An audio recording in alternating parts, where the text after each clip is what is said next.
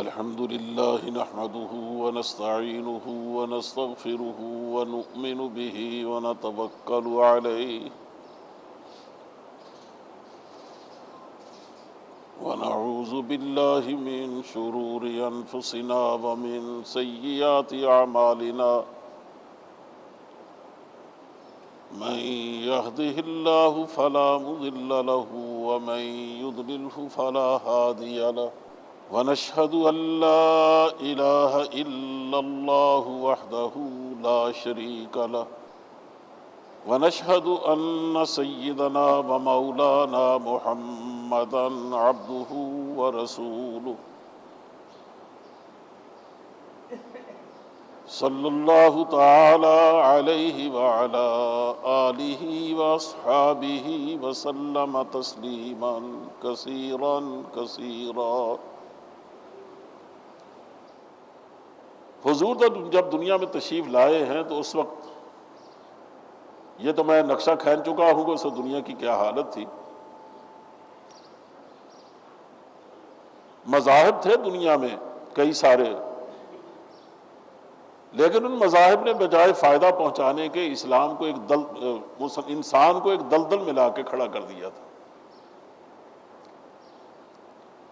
جس آدمی کے اندر مذہب کا کچھ بھی تصور باقی ہو، چاہے وہ کتنا بھی ہلکا ہو، آپ اس کے بارے میں جب بھی کبھی اس سے گفتگو کریں گے تو گفتگو کا آخری حصہ یہ ہوگا کہ ہمیں یہ معلوم ہونا چاہیے کہ اس مذہب میں ہماری اخروی نجات کا ذریعہ کیا ہے۔ یہ سب سے اہم سوال ہے، اس لیے کہ آدمی چاہے دنیا میں کیسی زندگی گزارتا ہے، اگر اسے یقین ہے کہ آخرت آئے گی، قیامت آئے گی، اللہ کے سامنے حاضری ہوگی، جنت جہنم بھی کوئی شے ہے،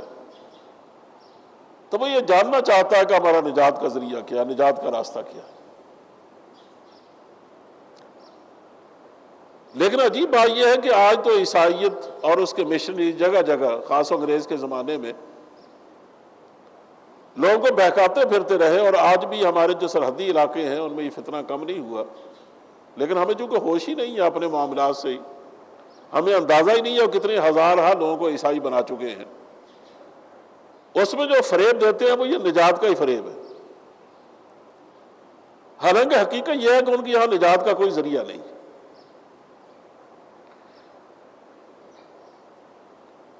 عیسائیوں نے اس کے لیے ایک راستہ نکالا،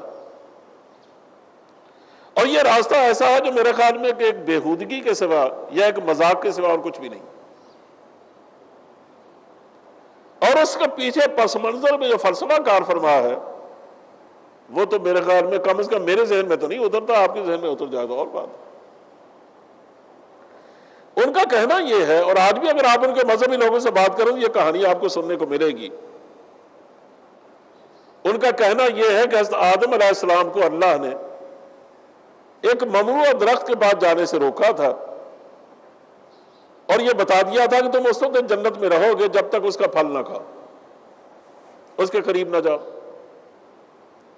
اور اگر تم اس کے قریب گئے، اس کا پھل کھا لیا تم نے، تو تمہیں جنت سے نکلنا پڑے گا۔ شیطان نے انہیں بہکایا، وہ یقین دلانے میں انہیں کامیاب ہو گیا کہ اصلاً تم اگر چاہتے ہو کہ یہاں کی ہمیشہ کی زندگی تمہیں ملے اور جنت میں گزرے، تو قسم کھا کے انہیں کہا قاسمہما انی لکما لمن الناصحین، میں قسم کھاتا ہوں اللہ کی قسم کہ میں تمہارا خیر خواہ ہوں۔ اب ان کے تصور میں یہ بات نہیں آ سکتی تھی کہ اللہ کا نام لے کر بھی جھوٹ بول سکتا، اسی کو ان کا دنیا کا تجربہ تو نہیں تھا، وہیں پر وہیں پیدا ہوئے، وہیں پلے بڑے۔ اب وہ کیا جانے کہ لوگ اسے دھوکہ بھی دے سکتے ہیں، وہ بھی اللہ کا نام لے کر۔ اور پھر چونکہ ان کے اندر شدید خواہش تھی کہ ہمیں اللہ سے کبھی بھی دور ہونے کا صدمہ نہ برداشت کرنا پڑے، تو کہا میں قسم کھا کے تمہیں یقین دلاتا ہوں کہ تمہارا میں خیر خواہ ہوں، اور اگر تم اس درخت کو کھا لو، اسے چکھ لو جس سے تمہیں روکا گیا ہے،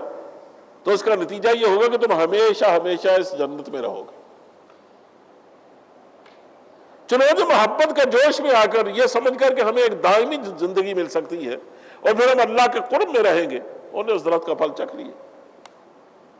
اس کے بعد جو کچھ ہوا وہ آپ جانتے ہیں۔ وہ یہ کہتے ہیں کہ یہ جو نافرمانی کی انہوں نے اللہ کے حکم کی، اور قرآن کریم بھی یہی کہتا ہے کہ فَعَصَىٰ آدَمُ رَبَّهُ فَغَوَىٰ، آدم نے اپنے رب کی نافرمانی کی، گناہ کیا اسے۔ انہوں نے کہا آدم نے چونکہ اپنے رب کی نافرمانی کی وہ گناہگار ٹھہرے، گناہ سرزد ہوا ان سے۔ اولا تو یہ بات بجائے خود ماننا مشکل ہے کہ پروردگار نے کچھ بھی نام دیا اس کا، وہ حکم الحاکمینہ کوئی بھی نام دے دے، لیکن جو اس نے شریعت کے ضوابط ہمیں بتائے ہیں وہ یہ ہے کہ گناہ اور ثواب کا تعلق دنیا سے ہے، جنت سے نہیں ہے۔ اب آدم علیہ السلام نے کس بات کا گناہ کیا آخر؟ گناہ تو ہے دنیا میں ہونے کی ایک چیز کہ یہاں ثواب بھی ہے، یہاں گناہ بھی ہے، یہ دنیا کی صفات ہے۔ آخرت میں اور جنت میں جانے کے بعد اس کا کوئی تصور ہی نہیں ہے، تو وہ چلیے آخرت کے پہلے وہ چلے گا جنت میں، اور اللہ نے وہی ان کو رکھا وہاں کے امتحان کے لیے، جو کچھ ان سے ان کی آزمائش کی گئی وہ اس میں ناکام ٹھہرے، یہ ایک الگ بات ہے، اور اسی کو گناہ قرار دیا گیا ہے۔ ورنہ شریعت چونکہ وہاں تھی کوئی نہیں، اس کی انہوں نے مخالفت نہیں کی تھی کہ یہ کہا جائے کوئی شرعی مجرم ہو گیا تھا۔ لیکن میں اس بحث میں نہیں پڑھتا، لیکن اصل حقیقت اتنی ہے۔ عیسائی یہ کہتے ہیں کہ وہ گناہگار ہو گئے گناہ کرنے کے بعد۔ چلیے اگر اس کو بھی مان لیا جائے تو مزید لطیفے کی بات یہ ہے کہ اب ان کی جتنی اولاد ہوئی ہے، چونکہ ان کا باپ گناہگار ہے تو اولاد بھی گناہگار۔ بتائیے کیا فلسفہ؟ کہ باپ اگر چور ہو تو اولاد ضرور چور ہو، باپ ڈاکو ہو تو اولاد ضرور ڈاکو ہو، وہ قاتل ہو تو اولاد ضرور قتل میں پکڑی جائے۔ کیا دنیا کا کوئی انصاف پسند قانون اس بات کو مانتا ہے کہ باپ نے اگر خدا نہ خاصا کچھ جرم کیا ہے تو کیا اولاد اسی جرم کے حوالے سے پہچانی جائے گی؟ یہ تو دنیا کا کوئی طریقہ نہیں ہے، لیکن عیسائی اس پر اصرار کرتے ہیں کہ ساری دنیا اس میں جہاں کہیں کو بچہ پیدا ہوتا ہے وہ گناہگار پیدا ہوتا ہے، اس لیے کہ وہ آدم کی اولاد ہے، اور چونکہ آدم نے نافرمانی کی اور وہ گناہگار ہے تو جو آدمی ہوگا وہ بھی ظاہر گناہگار ہی ہوگا، آدم کی اولاد گناہگار ہوگی۔ کہا یہ جو صورتحال پیدا ہوئی اس نے ظاہر ہے کہ انسان کا مستقبل تباہ کر دی، کہ اب جو بچہ دنیا میں آتا وہ گناہ کی بول سر پہ اٹھا کے لاتا، لیکن اللہ نے کرم فرمایا نو انسانی پر، اور وہ کرم اس طرح کیا کہ اس کی تلافی جب تک نہ ہو جائے، یعنی کوئی اس کا کفارہ نہ بن جائے، اس وقت تک اس گناہ کی تلافی نہیں ہو سکتی۔ چنانچہ اللہ نے یہ کرم فرمایا کہ اس نے اپنا بیٹا مسیح کی شکل میں دنیا میں بھیجا۔ وہ مسیح دنیا میں آ کر کفارہ بننے کے لیے، ہمارے گناہوں کا تمام نوع انسانی کو پاک کرنے کے لیے اس نے اپنے آپ کو کفارے کے طور پر پیش کیا، اس کو صلیب پہ لٹکا دیا گیا، اس کو سولی دیا گیا۔ یہ اصلاً سولی ان کا چڑھنا یہ ہمارے پاکیزہ ہونے کے لیے ضروری تھا۔ جہاں ہندوؤں کا تعلق ہے انہوں نے اور بھی تماشا بنایا، سب سے قدیم مذہب تو وہ ہے۔ انہوں نے کہا یہ ممکن نہیں ہے کہ کوئی انسان گناہ کرے اور پھر اس کے سزا نہ بھگتے۔ یہ تناسخ اور آواگہ ان کا عقیدہ یہ اسی کا نتیجہ ہے۔ وہ کہتے ہیں انسان کبھی اپنے گناہ کے چکر سے نہیں نکلتا، اس کے خمیازے سے نہیں نکلتا۔ اس کی ایک ہی شکل ہے کہ مرنے کے بعد جیسے اس سے زندگی گزاری ہے اس کو دوسرا جنم ملے گا۔ اگر اسے پاکیزہ زندگی گزاری ہے تو اچھا انسان کی شکل میں اس کو پیدا کیا جائے گا، اور اگر اسے کوئی گناہگار کی زندگی گزاری ہے، وہ لوگوں کو چھپ چھپ کے کاٹتا رہا، تو وہ سانپ پیدا ہوگا۔ وہ مکر کرتا رہا، مکاریاں کرتا رہا، تو لومڑی کی شکل میں، لومڑ کی شکل میں پیدا ہوگا۔ وہ لوگوں سے تماشے کرتا رہا تو بندر کی شکل میں پیدا ہوگا۔ چنانچہ یہ اس کا نیا جنم پچھلے جنم کی سزا ہے۔ اب اگر اس جنم میں یہ پچھلے جنم کی تلافی کر لیتا ہے تو ہو سکتا ہے کہیں جا کر اس کی جنت کا فیصلہ ہو جائے، ورنہ اس کا اور ایک نیا جنم ہوگا، پھر اور نیا جنم ہوگا، تا وقت کہ دنیا ختم نہیں ہو جاتی۔ یہ آواگاؤں کا عقیدہ، یہ یعنی ہر ایک جنم کے بعد دوسرا جنم، یہ عجیب بےہودہ تصور ہے جو انہوں نے نجات کے ایک راستے کے طور پر ہمیں بتایا۔ ایسے جب نبی کریم صلی اللہ علیہ وسلم دنیا میں تشریف لائے ہیں تو کوئی آدمی کسی بھی اعلی مذہب سے پوچھتا تھا کہ میں نے پچھلی زندگی بڑے گناہوں میں گزاری،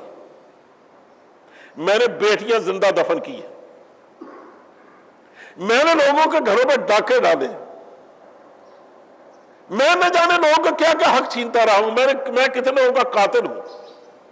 تو کیا کوئی ایسا راستہ ہے کہ آج میں وہ زندگی اختیار کروں کہ جس کے نتیجے میں میری پچھلی زندگی معاف ہو جائے؟ کوئی ہے راستہ؟ کوئی راستہ نہیں۔ چنانچہ اس صورتحال نے، جیسا میں عرض کیا، کہ انسان کو مایوسی کے دلدل میں ڈال دیا۔ حضور دنیا میں تشریف لائے، آپ جانتے ہیں کہ آپ نے بنیادی طور پر جو تبدیلی کی ہے انسانوں میں، جس کا ذکر میں پہلے کر چکا ہوں، کہ آپ نے سختی سے اس بات کی تردید کی کہ لوگوں آج کے بعد کسی آدمی سے نہیں پوچھا جائے گا، نہ یہاں نہ قیامت کے دن، کہ تم بیٹے کس کے ہو، تمہارا قبیلہ کون سا، تمہارے بڑے کیسے گزرے ہیں، تمہارے گھر میں دولت کی ریل پیل تھی یا تمہیں نانے شبینہ بھی نہیں ملتا تھا؟ نہ تمہاری کو مالی حالت کے بارے میں پوچھے گا، نہ تمہارے نسب کے بارے میں کوئی پوچھے گا، نہ تمہارے خاندان کے افرادی قوت کے بارے میں پوچھے گا، نہ تمہیں جغرافیہ کے بارے میں کوئی سوال ہوگا کہ تم کس دھرتی کے رہنے والے، نہ یہ پوچھا جائے گا تمہارا رنگ و روپ کیسا ہے، تمہارا حسب نسب کیا ہے، کچھ نہیں پوچھا جائے گا۔ تم سے صرف یہ پوچھا جائے گا، بتاؤ تمہارے اعمال کیسے، کہ آج کے بعد سارے سکے جو پہلے دنیا میں چلتے تھے وہ کھوٹے ہو گئے۔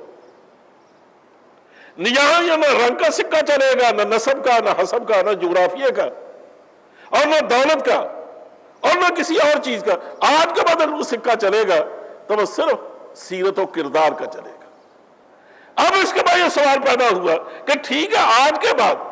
تو ہم اپنے اعمال سے پہچانے جائیں گے، لیکن جو اس سے پہلے زندگی گزر گئی ہے، جس نے اصلاً ہمیں مایوسیوں میں دھکیل دیا کہ اس کی معافی کی کوئی شکل نہیں ہے۔ حضور نے ارشاد فرمایا کہ اگر آج سے پہلے تم نے ایسی زندگی گزاری ہے کہ تمہارے گناہوں سے زمین اور آسمان کے درمیان کا حصہ سارا بھر گیا، زمین اور آسمان کا درمیانی حصہ جو ظاہر کسی کے گناہوں سے نہیں بھر سکتا، کہا کہ وہ سارا تمہارے گناہوں سے بھر بھی گیا ہے نا، تو جب تم اسلام قبول کر لو گے تو وہ پچھلے سارے گناہ معاف ہو جائیں گے۔ نبی کریم صلی اللہ علیہ وسلم نے بعض موقعوں پر اسی توبہ اور استغفار کی اس قدر تلقین فرمائی ہے، یعنی اندازہ کریں کہ کہاں تو وہ مذاہب تھے جنہیں انسانوں کو مایوسی کے دلدل میں دھکیلا، اور کہاں حضرت صلی اللہ علیہ وسلم یہ حوصلہ افزائی فرمائی کہ لوگوں تم اپنے اعمال کے اعتبار سے چاہے کہیں کھڑے ہو،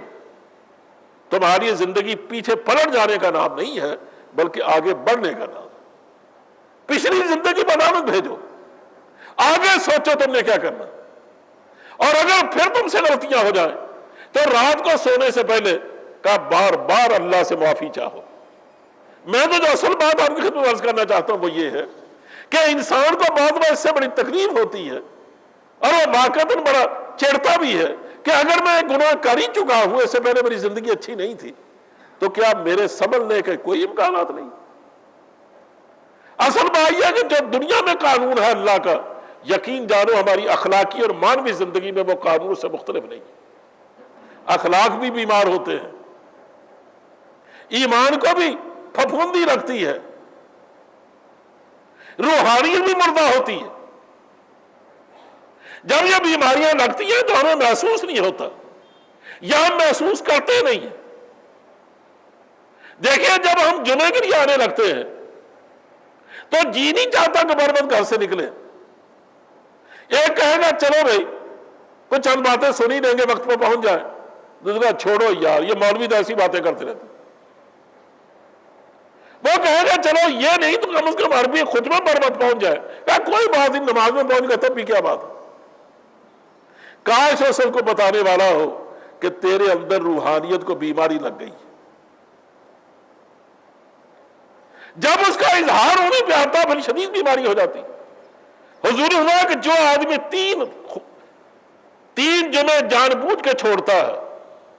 فرمایا مجھے اندیشہ ہے کہ اللہ اس کو کہیں منافقوں کی موت نہ دے۔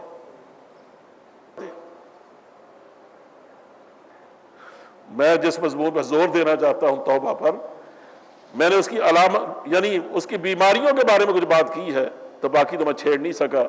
اس لیے میں چاہوں گا کہ اگلی دفعہ بھی اسی پر بات کروں۔ وآخر دعوانا الحمدللہ رب العالمین۔